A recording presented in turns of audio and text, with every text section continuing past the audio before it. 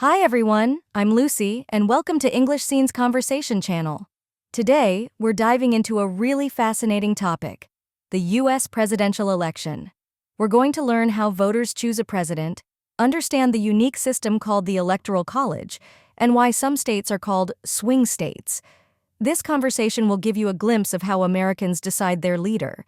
It's not just about the votes, it's about strategy, history, and a bit of unpredictability.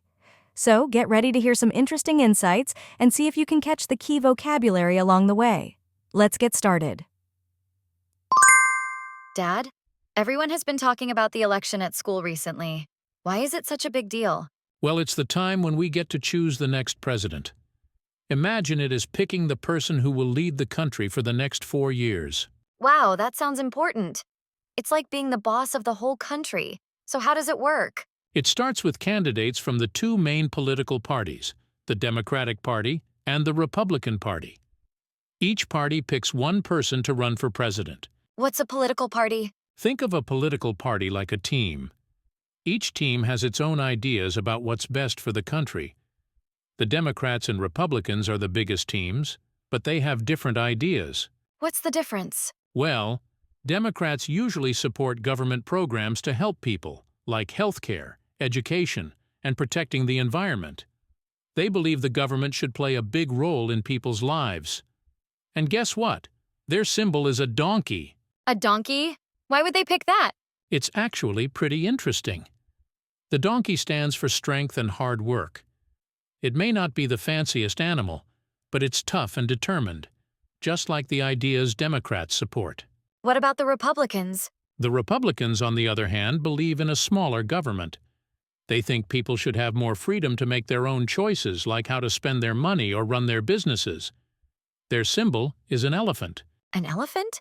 Why that? The elephant symbolizes strength, power, and stability. Both parties have these symbols to represent their beliefs, and you'll often see them in campaign ads. How do we choose the final winner? Good question. We use something called the Electoral College. It's a system where each state gets a certain number of votes based on its population. Oh, I see. But can you explain it in more detail? Sure. Each state has a different number of electors. These electors are like points that a candidate can win from that state. Bigger states have more electors, and smaller states have fewer.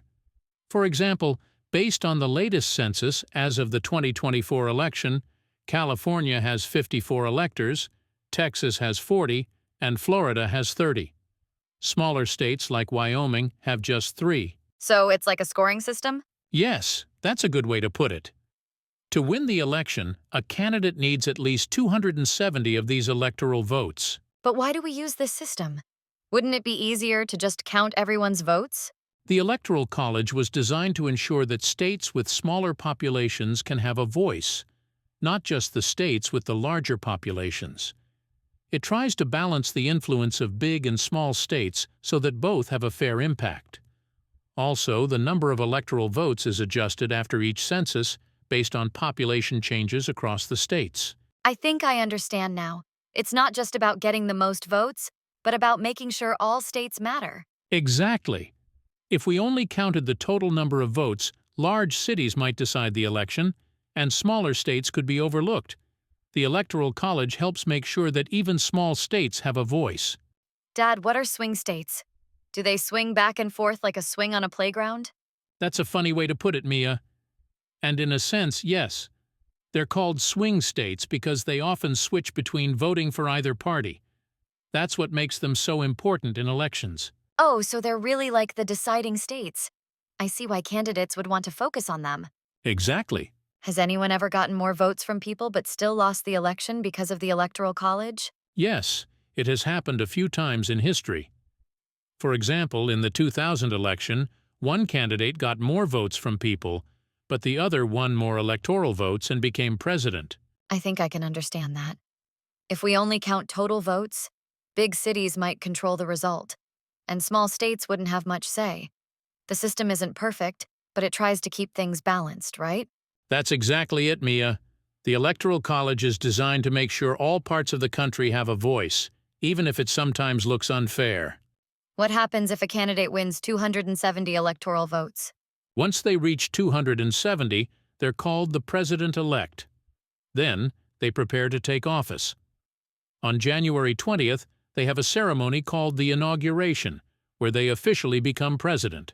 That sounds like a lot of steps. It is, but it's all meant to make sure the best candidate is ready to lead. The whole process can take nearly a year, from the first votes to the inauguration. I think I get it now. It's not just about voting, it's about making sure everyone's vote counts in a fair way. Exactly, Mia. Voting is one of the most important rights we have as citizens. It's our way of choosing leaders and making our voices heard. I wish I could vote now. You will one day, Mia. But there are some requirements.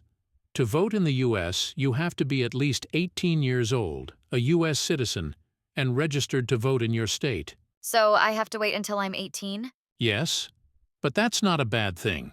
It gives you time to learn about how elections work and to understand the issues. And when you're finally old enough, you can vote responsibly. I see. I guess it's good to be prepared before making such an important choice. Exactly. Voting is a big responsibility, and I know you'll be ready when the time comes. Just keep learning and stay interested like you are now. I will, Dad. I want to do my part to make our country better, just like the president tries to do. That's the spirit, Mia. The future of our country depends on voters like you. Hi everyone, I'm Lucy, your English teacher. Today, we're going to dive into a conversation about the US presidential election. The main idea here is understanding how the election works, focusing on the Electoral College, political parties, and important states called swing states. Now, let's explore some key words and phrases from the dialogue that will help you understand this topic better. In the conversation, George talks about political party when describing the US election. He says, it starts with candidates from the two main political parties, the Democratic Party and the Republican Party. Political party. Political party. A political party is a group of people who share similar ideas about how a country should be governed. They work together to influence laws and policies, aiming to win elections. For example, the Democratic Party supports more government involvement in healthcare. The Republican Party often advocates for lower taxes. Political parties often form based on shared beliefs about economy, education, and other important issues. Think of political parties as different paths to reaching the same goal, improving the country. While they may disagree on how to get there, each believes their way is best. Political parties also offer voters a clear choice during elections, helping them decide who aligns with their values. In many countries, new parties can form when people feel the existing ones no longer represent their views, keeping the political landscape dynamic. The next word is lead. George mentions it when he says, imagine it as picking the person who will lead the country for the next 4 years. Lead. Lead. Lead means to guide or direct. For example, a good president should lead the country with honesty. She was chosen to lead the team because of her experience. It can also mean being the best or most successful, like he is leading the race. Leading isn't just for presidents. We can all be leaders in different ways. A class monitor leads the class, a captain leads a team, and even you can lead a project at school. Leaders need to be responsible and inspire others to work together. Being a good leader means making fair decisions for everyone involved. Now, let's talk about in a sense. George uses this phrase when he says, in a sense, yes, they're called swing states because they often switch between voting for either party. In a sense. In a sense. In a sense means in one way of looking at it, suggesting that something is partially true. For example, in a sense, learning English is like solving a puzzle. The new rule is good in a sense, but it also has some problems. It's useful when you want to agree with part of an idea without fully agreeing. Think of in a sense as a gentle way of expressing agreement. It's like saying, well, sort of. It helps make discussions smoother, especially when you don't want to sound too strong or absolute. It's often used in debates or discussions where opinions can differ. So next time you're unsure, try using in a sense to express your point. George mentions census when explaining how electoral votes are adjusted. He says, "The number of electoral votes is adjusted after each census, based on population changes across the states." Census. Census. A census is a count of a country's population, usually done every 10 years. For example, the government conducts a census to collect population data. The latest census showed that the city's population has increased. It helps decide things like the number of seats each state has in Congress. A census is like taking a snapshot of a country's population. It tells us where people live, their ages, and more. This data is essential for planning schools, hospitals, and roads. It's also crucial for understanding how a country changes over time, like seeing how cities grow or shrink. Next up is focus on. Mia says, "I see why candidates would want to focus on them." Focus on. Focus on. Focus on means to give special attention to something. For example, you need to focus on your homework to do well. Let's focus on the main issue for now. It's useful when setting priorities. Focusing on something means putting all your energy and attention into it. Just like when you play a game, you need to focus on winning. It's the same in life. If you focus on learning English every day, you'll get better and better. Focus is a powerful tool for success in anything you do. In the dialogue, George says, "And smaller states could be overlooked." Overlooked. Overlooked. Overlooked means not noticed or ignored. For example, the small details were overlooked in the rush to finish. She felt overlooked during the meeting. It's often used when talking about things or people not receiving enough attention. Being overlooked can happen to people too. Ever feel like no one notices your hard work? That's being overlooked. It can also happen to ideas or even places, like a small restaurant in a busy city. But remember, even things that are overlooked can sometimes surprise you with hidden treasures. Let's explore pick.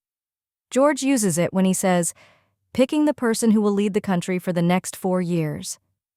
Pick. Pick.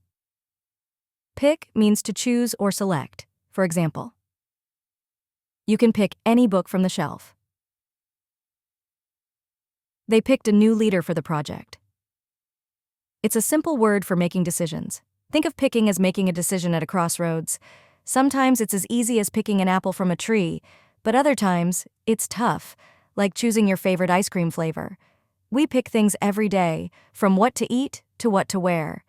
Making a pick can shape our day or even our life. George mentions swing when talking about swing states. They're called swing states because they often switch between voting for either party. Swing. Swing. Swing means to move back and forth or change direction. For example, the swing was moving gently in the wind. Public opinion can swing from one side to another. It's often used to describe changes in mood or opinions. Swing states add excitement to elections because they can go either way. Imagine trying to predict the result of a race where the winner keeps changing. This is how swing states make elections unpredictable. Swinging happens in everyday life too, like how your mood can swing between happy and sad. In politics, swing states are crucial, as they often decide the final outcome of the election. The word campaign comes up when George says, "Both parties have these symbols to represent their beliefs, and you'll often see them in campaign ads." Campaign. Campaign. A campaign is a series of planned actions to achieve a goal, especially in politics. For example, the candidates are on a campaign to win votes. They launched a campaign to clean up the city. Campaigns are also common in advertising and social causes. Political campaigns are often filled with speeches, rallies, and debates, all aimed at winning support. Campaigns also emphasize different topics, like healthcare or education, to connect with voters' concerns. Outside of politics, campaigns are used for raising awareness, like for a charity or environmental cause. Whether in politics, schools, or communities, campaigns always need dedicated effort and teamwork to be successful. George talks about population when he says, each state gets a certain number of votes based on its population. Population. Population. Population means the number of people living in a specific area. For example, the population of New York City is over 8 million. China has the largest population in the world. Population can refer to cities, states, countries, or even the world. Population tells us how crowded or spread out a place is. In big cities, populations are dense, while in rural areas, they're more spread out. Knowing a population helps plan resources like schools or hospitals. For elections, it's key, as it determines the number of votes a state gets. In the conversation, George uses "make sure" when he explains, the Electoral College helps make sure that even small states have a voice. Make sure. Make sure. Make sure means to ensure or confirm that something happens or is correct. For example, make sure you lock the door before leaving. She double-checked to make sure everything was right. It's often used to remind someone to do something. Think of making sure as double-checking everything is in order. It's like confirming that your homework is complete before turning it in. It's a habit that ensures accuracy and success in what you do. Whether you're cooking a recipe or packing for a trip, making sure things are right always helps. Lastly, let's look at influence. George mentions it when he says, balance the influence of big and small states so that both have a fair impact. Influence. Influence. Influence means the power to change or affect someone or something. For example, the teacher had a strong influence on her students. Parents influence their children's behavior. Influence can be positive or negative, depending on how it's used. Think of influence as a tool that shapes opinions, actions, and decisions. In politics, it's used to persuade voters and gain support.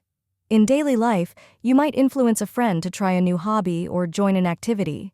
Influence can be strong or gentle, like offering encouragement. In elections, candidates use speeches and ideas to sway voters. Remember, using influence wisely can have a significant impact. These were the key words and phrases we explored today: political party, lead, population, along with phrases like make sure and focus on. Each word helps us understand elections and many other topics better. To deepen your understanding, I suggest watching the conversation again and paying attention to how these words are used in context.